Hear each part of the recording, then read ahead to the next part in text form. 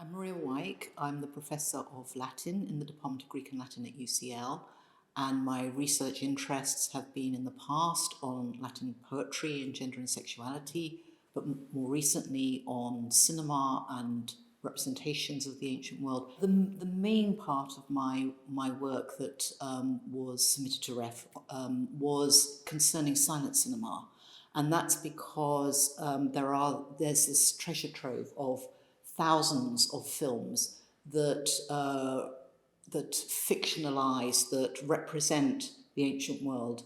And these films are absolutely beautiful. They're from as early as the 1900s through to the 1920s in the era of sound. But what makes them so special and important and deserving of research and attention is that they're very fragile, they are in danger of corroding, they need to be brought out in the public domain.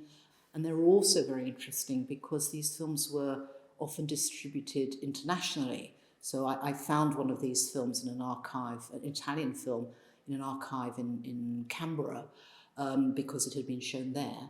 And they were seen by millions of people, but they had a kind of ideological agenda as well. The films are often engaging with concerns of the present period in the 1900s around gender and sexuality, around religion, because there's lots of Christians in these films, and around issues of class, which is hugely important. I could give you an example of the aesthetic qualities of the films of this period, which is a film from 1912 called Quo Vadis. It's set in the reign of Nero. It adapts to screen a very famous Polish novel. A key moment is the sequence in the arena where we see gladiators fight and then the persecution of the Christians.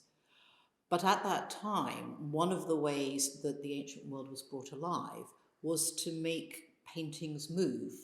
So the gladiators come into the arena, they salute the emperor, they say moritori te salutant, and at that moment they are absolutely capturing a famous historical painting by Jerome of gladiators in the arena, and it looks absolutely beautiful.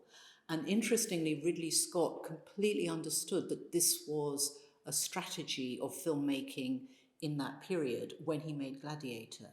So he often said in the publicity around Gladiator that the thing that originally attracted him to do it at all was being shown that painting by Jerome and thinking, I want to reconstruct that moment, I want to reconstruct that scene.